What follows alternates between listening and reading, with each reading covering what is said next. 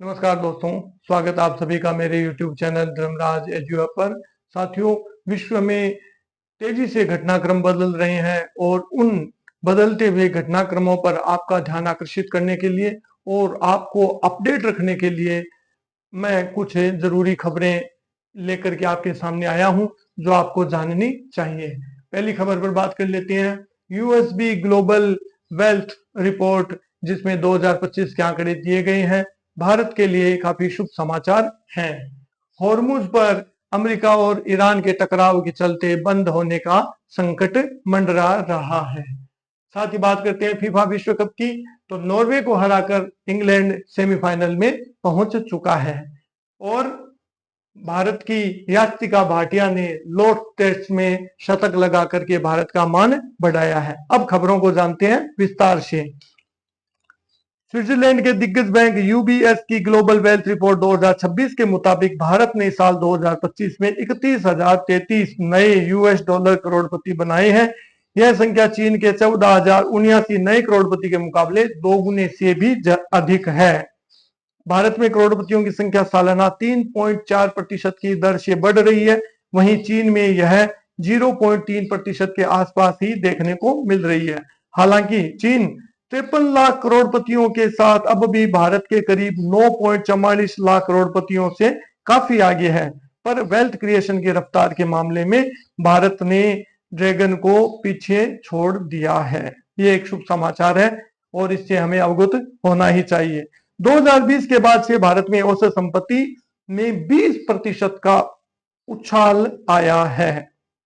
अगर बातचीत कर ली जाए पसंदीदा निवेश की, तो भारत में पॉश इलाकों में जमीन और सोने में निवेश करना सामाजिक प्रतिष्ठा का प्रतीक माना गया है।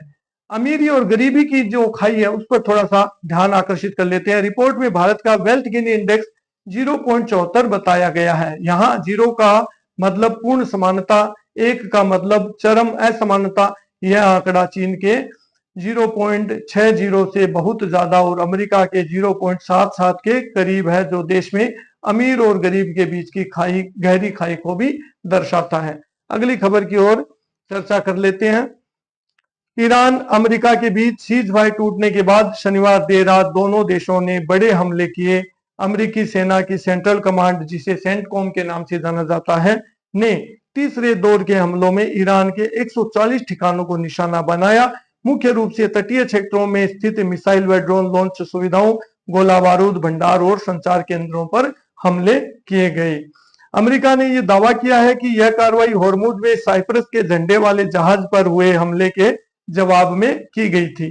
अमेरिकी रक्षा मंत्री पीट हेगसेथ ने कहा कि ईरान ने गलत फैसला किया और उसे इसकी भारी कीमत चुकानी पड़ेगी। जवाबी कार्रवाई में ईरान ने Kuwait, Jordan, Qatar, UAE, Oman और बहरीन में अमेरिकी ठिकानों पर मिसाइल व ड्रोन से हमले किए। हालांकि सेंटकॉम ने यह भी कहा है कि हॉर्मुज जलडमरू मध्य सभी नाविकों के लिए खुला है और नौवहन की स्वतंत्रता सुनिश्चित करने के लिए अमेरिकी सैन्य बल पूरी तरह तैनात और तैयार है।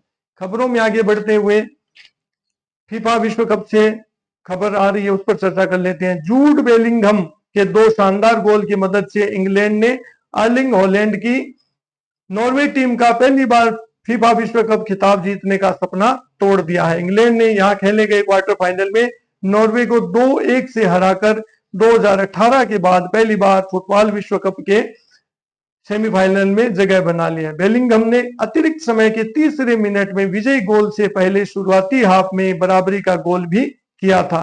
रियल मैड्रिड के स्टार स्ट्राइकर बेलिंगहम ने अब अपने टीम साथी हैरी केन के बराबर 6 गोल हो गए हैं। 1966 विश्व कप की विजेता इंग्लैंड का सामना अब मौजूदा चैंपियन अर्जेंटीना से होना तय है। साथ ही साथ बात करते हैं यास्तिका भाटिया की। अनुभवी बल्लेबाज यास्तिका भाटिया के ऐतिहासिक शतक से भारतीय महिला टीम ने इंग्लैंड में खेले जा रहे एकमात्र टेस्ट मुकाबले में मेजबान इंग्लैंड के खिलाफ अपनी पकड़ मजबूत कर ली है। मैच के तीसरे दिन भारतीय टीम ने दूसरी पारी 7 विकेट पर 341 रन बनाकर घोषित कर दी। भारतीय टीम की कुल बढ़त 436 रन की हो गई थी। भारत में पहली पारी में 285 और इंग्लैंड ने 170 रन बनाए थे। दूसरी पारी में इंग्लैंड के लिए स्पिनर सोफिया एक्लिस्टोन ने 5 विकेट चटकाई। यास्तिका ने लॉर्ड्स के ऐतिहासिक मैदान पर अपने करियर का पहला शतक लगाया और 113 रन की बेहतरीन पारी खेली। उन्होंने 158 गेंदें खेलते हुए कुल 14 चौके लगाई। वे लॉर्ड्स में शतक लगाने वाली दुनिया की पहली महिला क्रिकेटर भी बन गई हैं।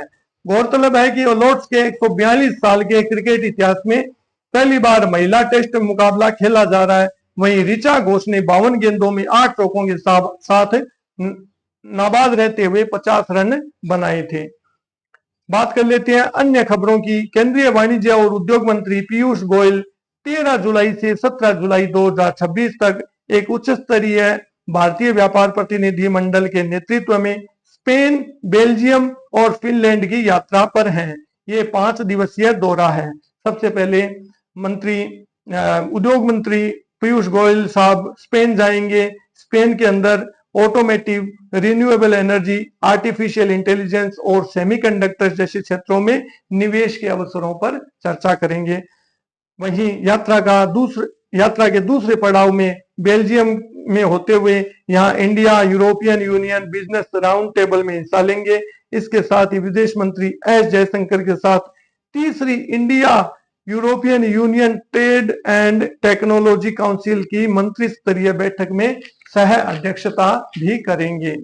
और अगले दौरे के अगले चरण में फिनलैंड जाएंगे, जहां India Finland business round table में भाग लेंगे। साथियों, आज 13 जुलाई है और 13 जुलाई का इतिहास आपको जानना बहुत आवश्यक है, क्योंकि आज ही के दिन फीफा, जिसे फेडरेशन इंटरनेशनल दी फुटबॉल एसोसिएशन, यह एक फ्रेंच नाम है, दिया गया है। यह आज ही के दिन 13 जुलाई 1930 को पहली बार उरुग्वे में खेला गया था। और फीफा विश्व कप 1930 का पहला मैच फ्रांस और मैक्सिको के बीच में खेला गया।